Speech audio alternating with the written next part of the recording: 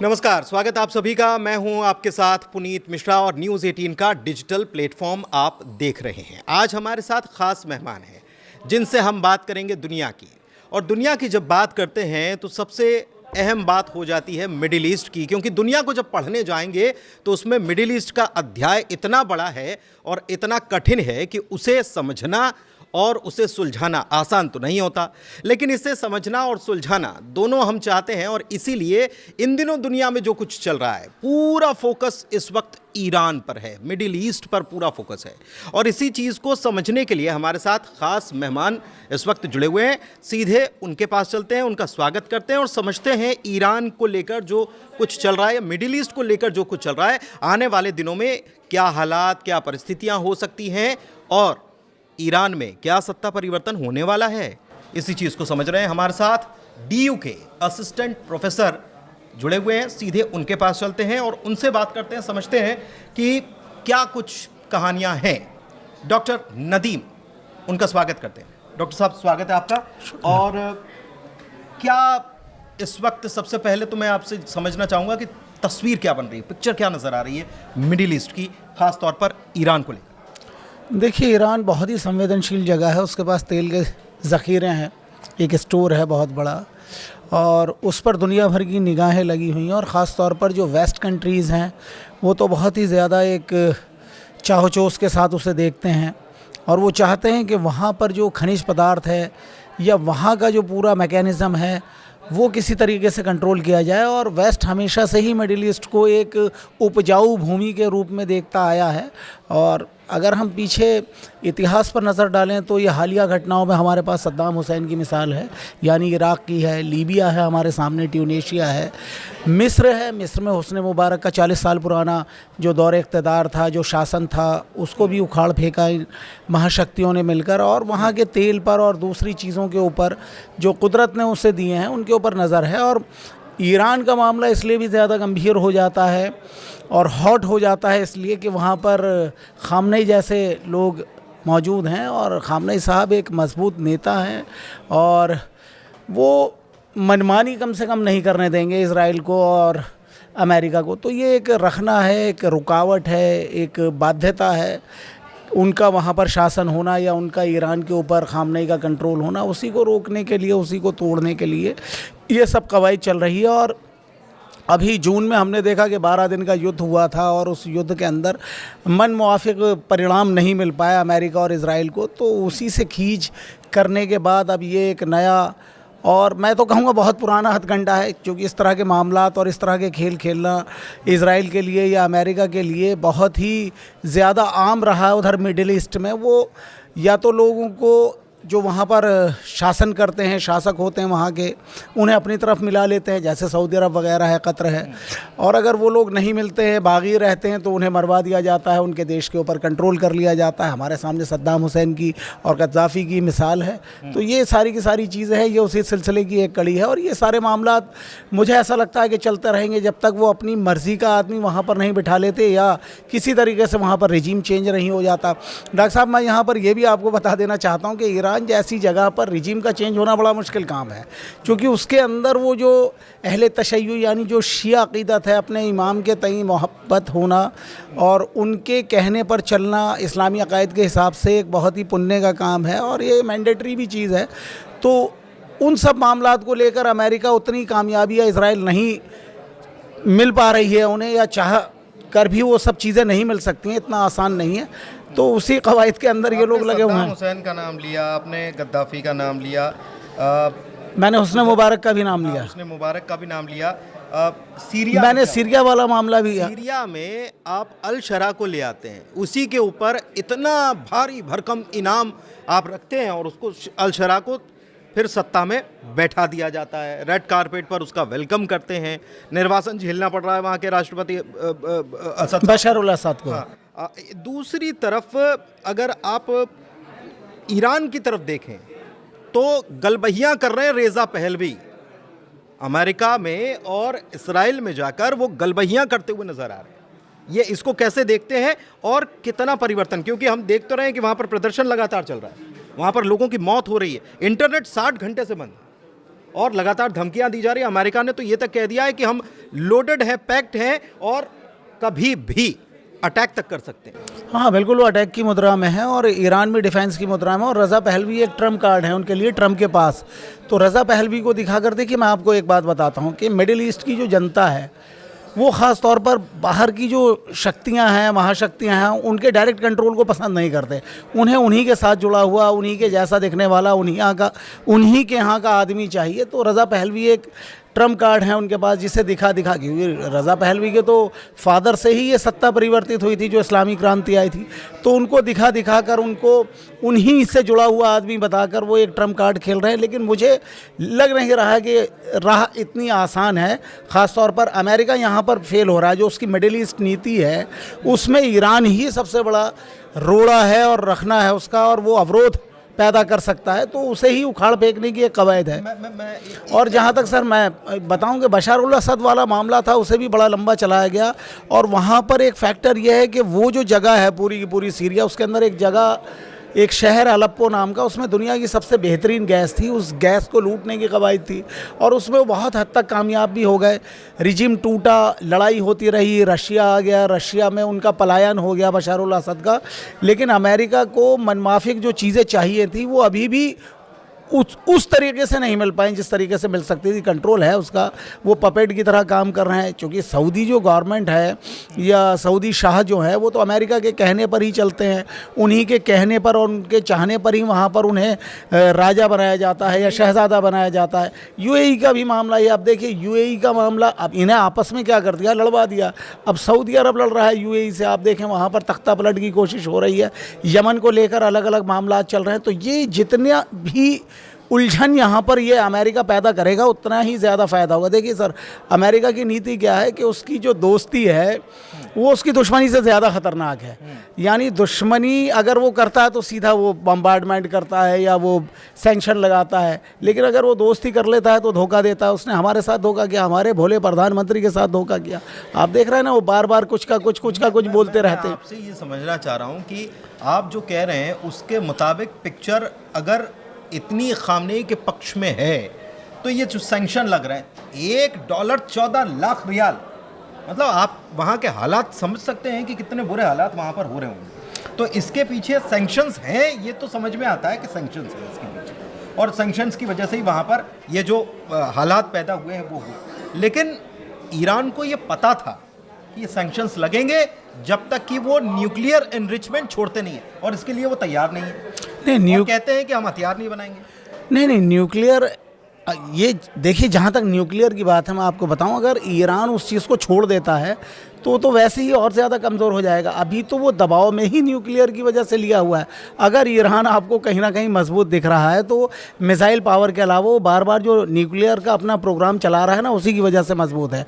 और जिस दिन उसने वो न्यूक्लियर प्रोग्राम या उस डील के ऊपर साइन कर दिए कि अब हम बिल्कुल इस तरफ ध्यान नहीं देंगे, तो उसी दिन अमेरिका हावी हो जाएगा। आपको इसराइल का हश्र इराक का हश्र मालूम होना चाहिए। मास डिटेक्शन के हथियारों का बहाना कर वहाँ पर एक टीम आई, हंस ब्लेक्स आए और पता नहीं कौन कौन लोग आए। फिर उसके बाद उन्होंने क्या रिपोर्ट दी और क्या नहीं दी, उसके बाद क्या होता है, उसके बाद सद्दाम हुसैन को अपनी पूरी इक़्तिदार वाली जो चीज़ें हैं उसको छोड़ना पड़ा, भागना पड़ा। वहाँ पर फ़ौज आ गई, नेटो की फोर्स आ गई, उसने पूरा कंट्रोल कर लिया वगैरह वगैरह। फिर उसके बाद वाला इराक देखिए आप, वहाँ क्या होता है, अभी तक भी वो सब कुछ नहीं है, कुछ नहीं बचा।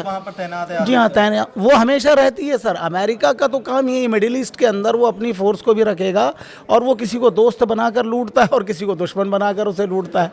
अमेरिका को तो एक ख़जाना वहाँ पर दिख गया है, और साथ ही उसकी नज़र उस प्राकृतिक खनिज पदार्थ के ऊपर है जो छोटे छोटे देश लेकर बैठे हुए हैं, जिनकी करेंसी भी बहुत तेज़ चल रही है। यानी डॉलर से ऊपर की आप देखें मिडिल ईस्ट के अंदर कई ऐसे देश हमें मिल जाते हैं जो जिनका रुपया या जिनकी करेंसी वो अमेरिकन डॉलर से कहीं ज़्यादा ऊपर है। तो यानी वहाँ पर माल है, और माल बड़ा आसानी से हाथ लग सकता है भाई, मार कर भी लग सकता है, छीन कर भी लग सकता है, और वहाँ के लोगों को अपने साथ मिलाकर भी लग सकता है। तो अमेरिका क्यों ऐसी चीज़ों को छोड़ेगा। अभी हमारे सामने ताज़ा मिसाल वेनेजुएला की आपने देखा ना क्या हुआ।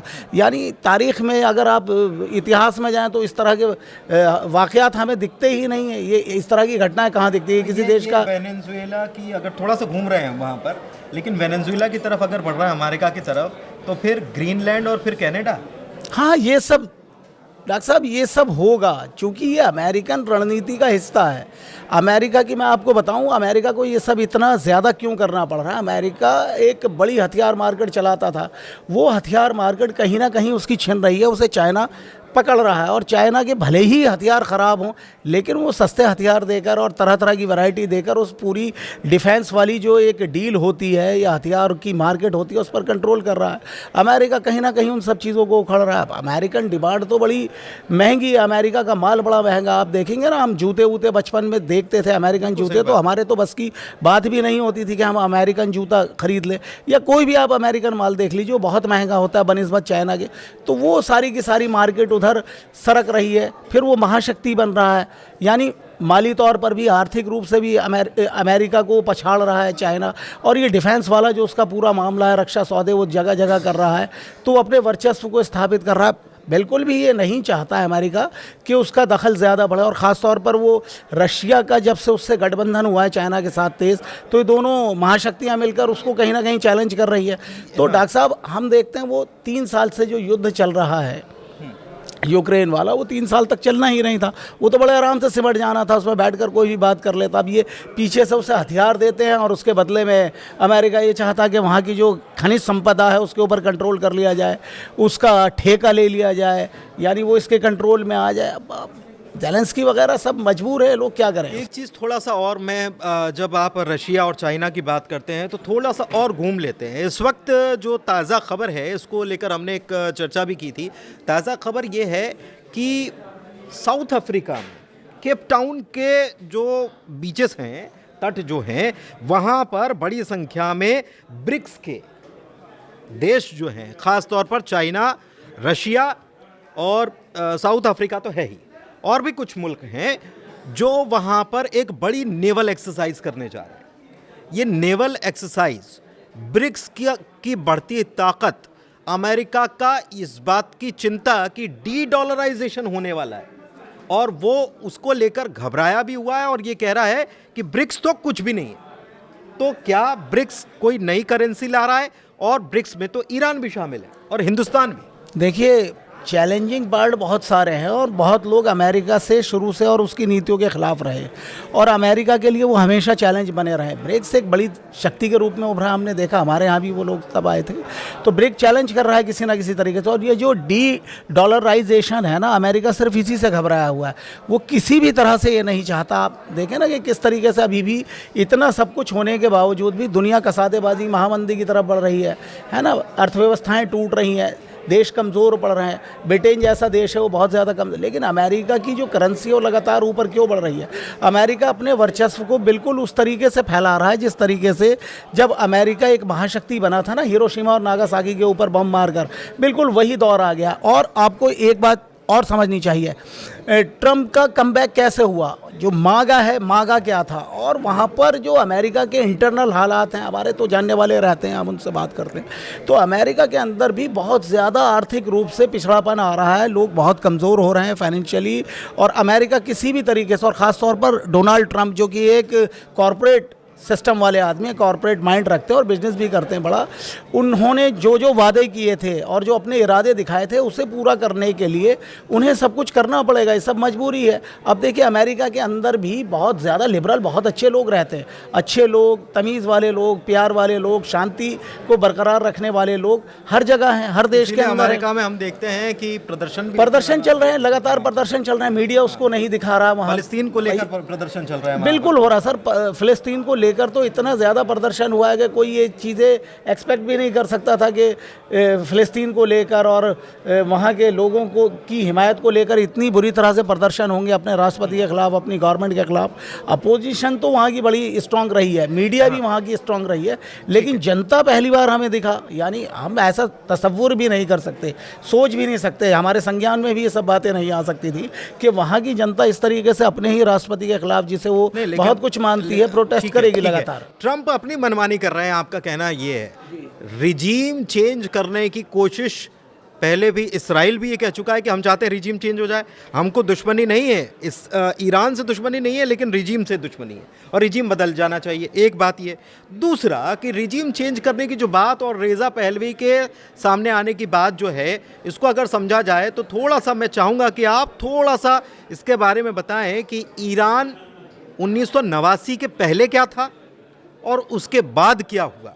थोड़ा सा बताइए इतिहास की। रेज़ा पहलवी और उनके father Mohammad Shah Reza Pahlavi, उनका इतिहास थोड़ा सा समझाइए सर। देखिए, रज़ा पहलवी बहुत ही मॉडरेट आदमी थे और ईरान को वो बिल्कुल वेस्टर्न तर्ज पर चला रहे थे। अगर आप 89 की इस्लामिक क्रांति से पहले वाला ईरान देखें तो बड़ा लिबरल था, अल्ट्रा मॉडर्निज्म था, लड़कियां औरतें बेहिजाब घूमती थीं। और ये इस्लामिक क्रांति इसलिए आई कि परिवर्तन चाहते थे लोग। और परिवर्तन किस तरीके का चाहते थे कि उसमें एक थोड़ी सी दबिश हो रिलीजियस।